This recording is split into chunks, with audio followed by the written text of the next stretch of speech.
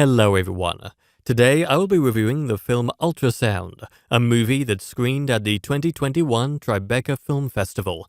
Ultrasound is directed by Rob Schroeder, written by Connor Stenschilter, and stars Chelsea Lopez, Tunde Adebimpe, Breda Wall, and Bob Stevenson. This is an Ultrasound movie review and there will be spoilers. If you like our movie reviews, please like this Ultrasound film review as that helps us out with YouTube's algorithm, and consider subscribing. Once subscribed, click the bell notification box and you are all set. Please also consider becoming one of our patrons on Patreon. Link in the description. I hate to become one of those critics who tells you to go into a movie blind, with as clean of a slate as you can. Not only does it undermine my job by offering me an easy way out of engaging analysis, but it also works as a subtle marketing ploy for the filmmakers so they don't have to sell you on anything beyond a fabricated sense of mystique. But alas, dear reader, I must turn against my better nature and shill out to Ultrasound's marketing team, because it truly would be a disservice to divulge too much on the film and end up spoiling the bonkers mind trip that it is. I can, however, tell you how it starts, which is with a 30-something single man named Glenn heading home from a wedding and breaking down on a backcountry road in the middle of the night. In particular, he runs a flat due to a makeshift spike strip being strewn across the pavement, but he doesn't quite catch that detail as the sky suddenly starts pouring. He runs to the only house nearby to seek shelter, where thankfully the owners are home, the boisterous Art, a man in his early 50s, and his wife Cindy, a quiet woman in her early 30s.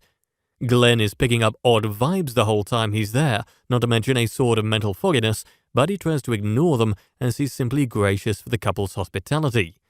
That is, until Art asks Glenn to have sex with Cindy. Glenn is rightfully shaken by the ask and vehemently declines, but upon incessant coasting from Art, he decides to at least go and talk to Cindy, who also seems to be in on whatever Art's strange cuckolding fetish is about. Cindy opens up to Glenn about her past, how Art was her former English teacher, how their relationship has since fizzled out, and how she regrets allowing herself to be taken advantage of at a young age. Glenn takes pity on her, and the two spend some sort of a night together. In the morning, however, Art and Cindy have vanished, and Glenn is left alone to deal with his broken car. He hopes to put the whole incident behind him until weeks later when Art shows up at his apartment unannounced with some shocking news in tow. I know that right now you're thinking this is just leading up to some weird kidnapping thriller tinged with body horror of the sex and pregnancy variety, but I'm here to tell you that you'd be mostly wrong on that assumption, but that's not a bad thing.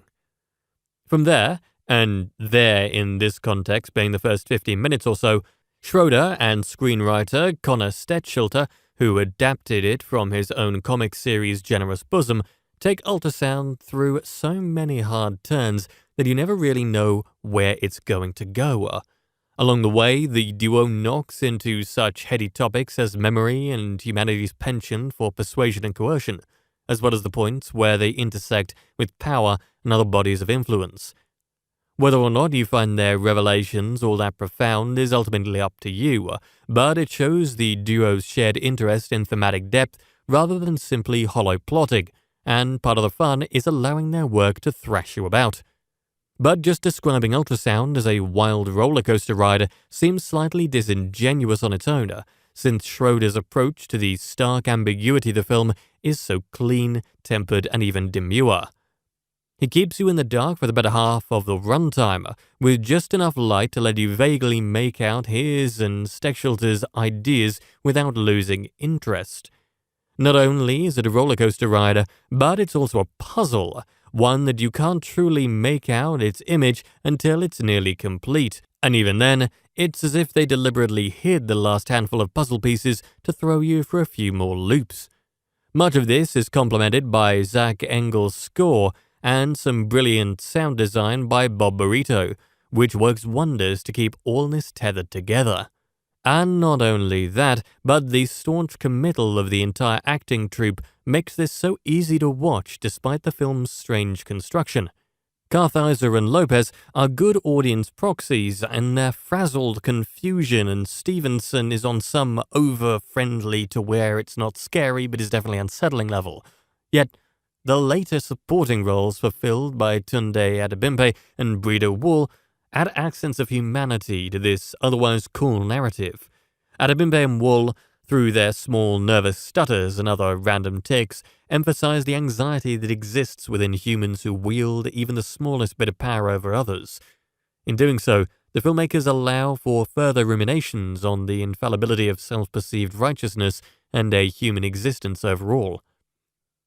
Ultrasound is a surprise sci-fi thrill ride that both benefits and revels in its own secrecy. Whether you're a midnight movie fan or a genre diehard, you do well to seek it out at your earliest convenience, stay in the dark, and then get lost in its static. And that brings us to the conclusion of this Ultrasound movie review.